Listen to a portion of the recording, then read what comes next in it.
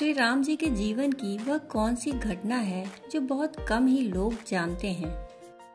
जब राम सेतु का निर्माण हो रहा था तो सारे बड़े बड़े वानर शिलाएं ला रहे थे और हनुमान जी उन शिलाओं पर एक पर रा और दूसरे पर माँ लिख रहे थे और वानरों से भी यही कह रहे थे कि ऐसे ही एक पत्थर पर रा लिखो और दूसरे पर माँ। और फिर उन्हें नल नील नाम के 2 वानर भाइयों को दे दो जिससे वह समुद्र में अपने हाथों से उन पत्थरों को डाल दें और यह दोनों पत्थर एक दूसरे के साथ जोड़कर समुद्र में तैरते हुए पुल का निर्माण कर सकें। प्रभु श्री राम यह सब देख रहे थे और उसके साथ ही एक काम और देख रहे थे। एक गिलहरी इन सब वानरों के पैरों के बीच में घूम रही थी। तब प्रभु श्री राम ने उस गिलहरी को अपने हाथों में उठाकर यह पूछा, तुम यह क्या कर रही हो?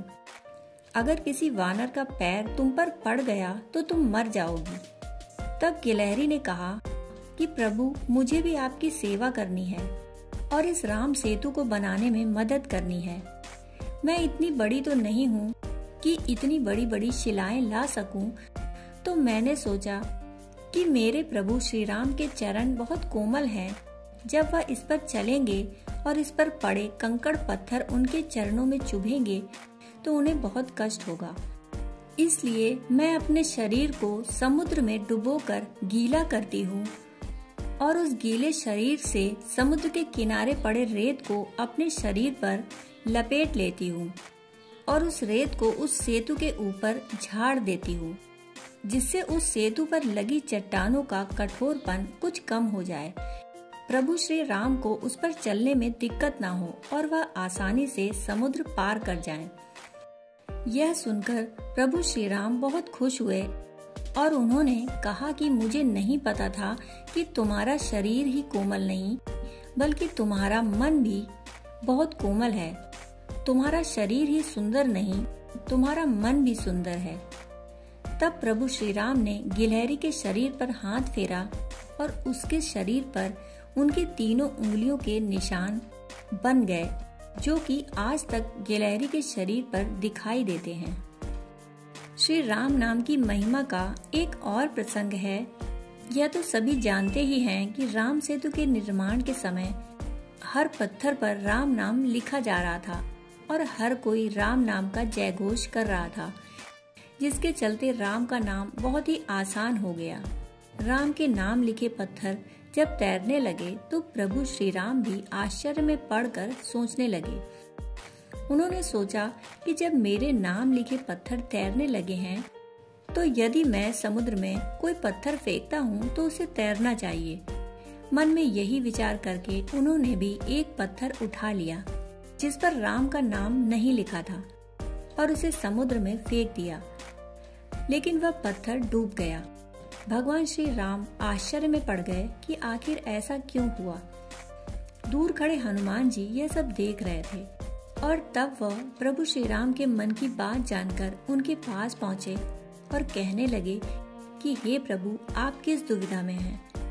इस पर श्री राम जी कहने लगे कि हे हनुमान, मेरे नाम के पत्थर तैर रहे हैं, लेकिन जब मैंने अपने हाथ से वह पत्थर फेंका तो वह डूब गया।